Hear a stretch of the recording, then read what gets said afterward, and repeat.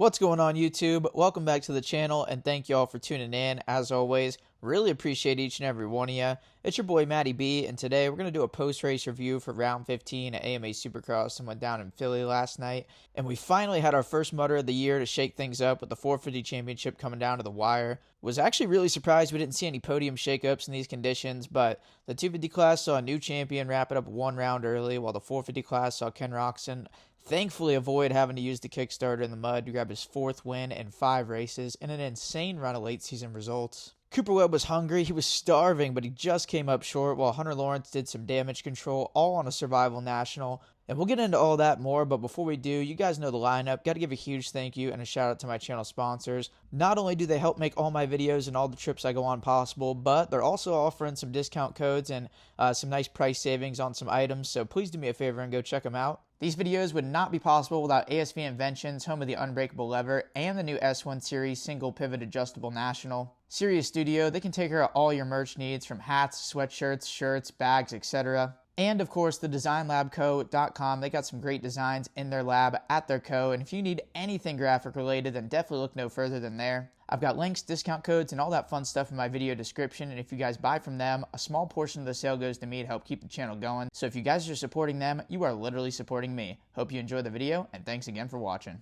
Alright, to start off, before we jump into the results, just some brief thoughts on the track, and yeah, obviously the rain completely threw a wrench in everybody's program. It changed the entire dynamic, but before the rain came, I thought it was actually a pretty decent racetrack. They had a big, long set of whoop section. And when I say long, I mean it's been long compared to the rest of the season and all the last couple of years where it's been the 9 whoop rule. I think we had like 11 of them, so it was cool to see a couple of extra thrown into the contract. And they had that split lane. I thought it was great that both lines looked like they were pretty usable. You could either go inside, table over single, then double, or just tabletop, then triple, or go around the outside, step over the tabletop, and then triple. So that was really cool. I think that could have played out well during the racing, but yeah, everything changed whenever the bottom fell out. It rained way more than I was expecting. I thought it was just going to barely sprinkle and kind of become Titty City, but that wasn't the case. Total Quagmire Invitational. That was one of the races I wish I could have done a post-race track walk on. My shoes definitely would have left the chat, but I just would have loved to show you guys how gnarly it had to have been out there. One of my favorite sections was the whoops. I always hate it during the mud races whenever they doze the entire whoop section and just make it a straightaway.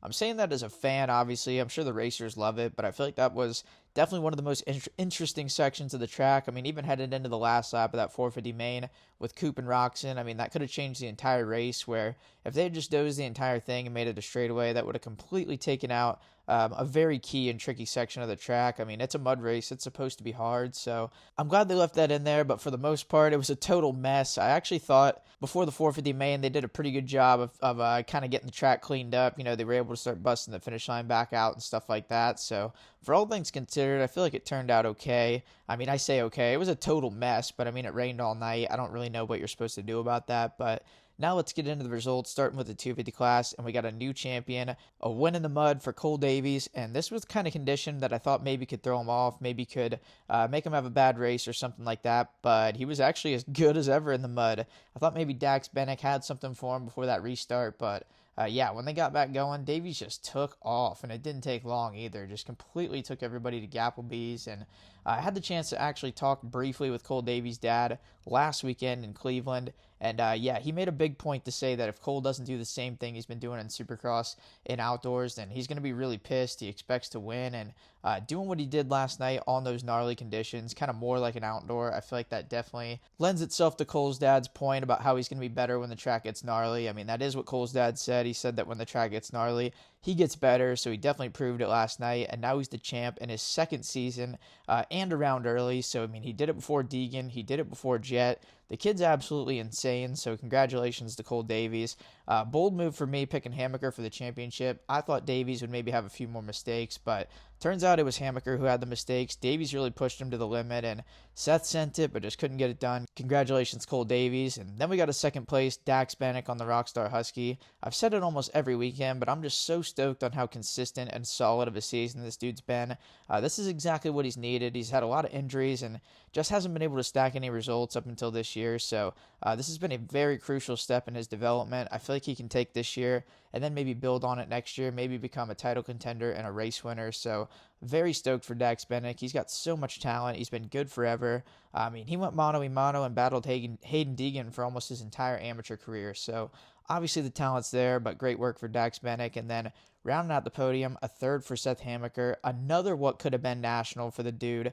Ripped the whole shot. Immediate Indonesia in the first rhythm section. I thought maybe there was just a hidden hole in the mud, but he kind of started to cross-strut, maybe get a little bit off balance when he got to that jump. So, yeah, a little bit of a self-induced mistake along with the track conditions. It almost took down Cole Davies. I mean, I don't understand how it didn't, but yeah, when it's your year, it's your year. And it was not Seth's year. It was Cole's year. Cole got out unscathed and Seth wadded it up, but unreal comeback ride for Seth to come all the way back to third. I feel like that red flag restart definitely did him some favors, but I mean, he had to pass like 19 people in the mud. Definitely not easy, and he left it all out there. He almost got back to second to keep that championship alive.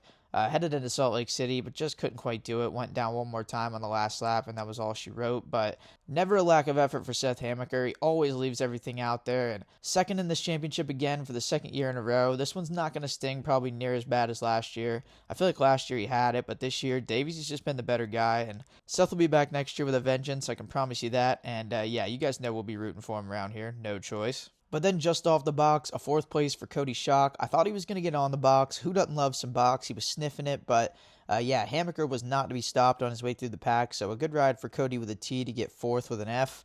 Then we got Nate Thrasher in fifth. A very weird beginning of the race for Nate Thrasher before that red flag. I think he had 2 incidents in a row where he didn't quite crash, but he could barely keep the bike up. I mean, the bikes are heavy, it's muddy out there, and he was about to tip her over, but still rebounded, got her in the top 5 after a win last weekend. I mean, that one win on the season, that's going to go far. That may or may not have even got him a star deal for next year, just getting that one win, just showing that flash of brilliance. And then sixth place for Devin Simonson. I know he was really looking for a top 5. I think there's some contract incentives if he gets one more top 5 this season, but just short of it. Had a crash in the whoops, and yeah, I think he was like 1 second behind Thrasher at the finish, so he just missed out on it. I'm sure he's bummed, but yeah, I can't say enough about how awesome of a season it's been for Devin Simonson. He's been riding so awesome, putting in the work, and the dude's just doing the damn thing. You gotta love it. And then finishing out the top 10, a 7th for Henry Miller, continuing to be a quiet, solid force in this 250Es class. He's always underrated. He's always good. And another good finish for him, 7th for Miller, and then an 8th for his MX6 Kawasaki teammate, Derek Kelly. I thought he was going to pull the Daxton Braggs mud race spec where he was going to lead that thing for a while, but yeah, Cole Davies, not exactly super easy to hold off, but Derek still ran second for a while. I was really waiting to hear his chick's commentary on the matter. If you guys haven't followed Derek on Instagram, definitely check it out. His chick films his races and roasts them. It's definitely some of the best content of the year. You got to love that. And then a 9th for Gavin Towers. I think this is his first top 10 of the season, so that's really good to see. He's had a rough go of it this year, and he's a super talented dude and a hard worker, but sometimes you do everything right and things just don't come together for you, so it's nice to see that result for him. And then rounding out the top 10, another MX6 Cowie, all the boys in the top 10, Marshall Welton in the 10th spot. The dude was on the board in practice, I think 5th overall, and then that top 10 in the main. That's a solid night. I think that practice or qualifying effort was the best one he's ever had, so really good work for those boys. It's cool to see a team that's throwing absolute stacks of cash at the sport actually have some good success and get some results out of it. But then just outside the top 10, an 11th for Jeremy Hand, who I believe, ironically, actually has an injured hand, so you hate to see that, but he's still fighting through it. And solid ride just outside the top 10, and then a 12th for Jersey Shore, Brighton Carroll. He posted on Instagram it's a career best, and he's had a really rough go of it this season, so way to stay in it and get yourself a PR at the very end of the season. Congratulations to him. And then a 14th for Nick Romano. Can't be stoked on that main event result, but the heat race win was badass. He even said it was kind of emotional. I know he's been through a lot, having that star ride, getting booted off of it, then trying to do a Phoenix Honda deal. Just a lot of ups and downs for Nick Romano, so to see things coming back together for him is really cool as well. Then a 16th for PRMX's Hamden Hudson. I think this is his first main event of the season, so I had to give him a shout out for that, along with my guy Ryder Floyd. Whole shot in the first heat race, makes it straight through out of the heat race for his first main event of the season as far as I know.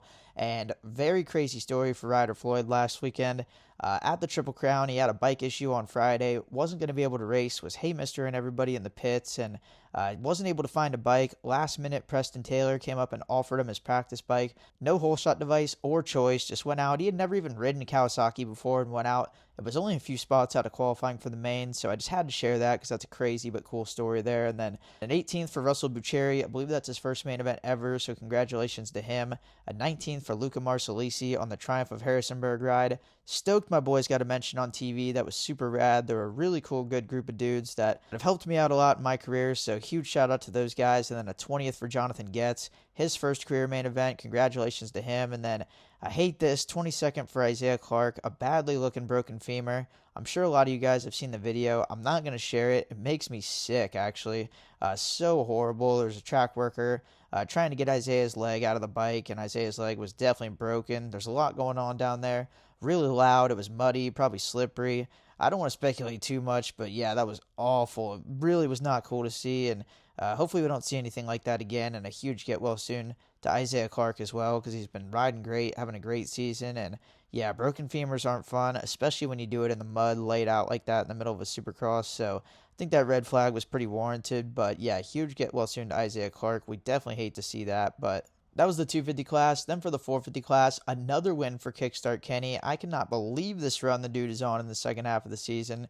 Definitely proving idiots like me wrong that said he wasn't going to be able to last all year. Yeah, I was one of those guys. I totally didn't think he had this second half run in him, but I'll be damned. He's proven me wrong, and I honestly love to see it. I think if we're the ones who give him motivation talking about that, then I'm just going to continue to say there's no way Kenny is going to be able to hold this pace throughout the last two rounds. There's just no way he's not going to fade. But yeah, obviously I'm kidding. He looks like he's in it for the long haul. He's starting to really pull through when it counts. I mean, on any other year, I feel like Cooper Webb would have had Kenny covered in the latter part of that race. I feel like he owns Kenny in the late part of the races, but Kenny's different this year. He held on tough and got another win, and that's going to be huge. I mean, that's 3 points that between he and Hunter that I think are definitely going to be factored in at the end of this thing. This thing's going to come down to a couple points, it's looking like. So every point counts. Huge win for Ken Roczen, and now he's got the red plate. First time he's ever had it in the second half of the season. So regardless how this ends, it's been a huge season for Ken Roczen. And honestly, I'm hoping he can finish this thing off because he's been so close a handful of times about halfway through the season and just had that fade job. And for whatever reason, hasn't been able to finish it off. So after all the things he's been through, I think it would be cool if Roczen held on to it. But we still got 2 more rounds to find out. This thing's going down to the wire for sure. Nobody's got a choice. But then we got a second place for Cooper Webb, runner-up at the National, and you know that dude was pissed. Didn't even stop to congratulate Kenny after the finish. He was fuming, seeing red, but yeah, this just hasn't been the year for Cooper Webb. Like I was talking about, when it's your year, it's your year.